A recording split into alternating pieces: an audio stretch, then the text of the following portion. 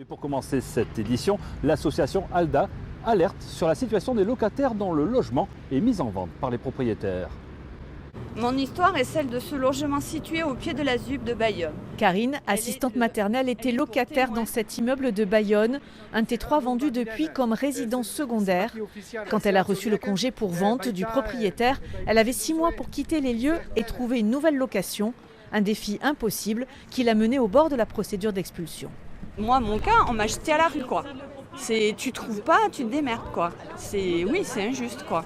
C'est pas que je voulais pas partir, c'est que juste je ne trouvais pas, quoi. 8 mois de recherche et impossible de trouver sur le marché à me loger. J'ai réussi à trouver, grâce au bouche à oreille, un T3 plus petit à 780. 130 € de loyer mensuel en plus donc. Au Pays Basque, les locataires touchés par ces congés pour vente à la fin de leur bail sont pénalisés par un marché spéculatif.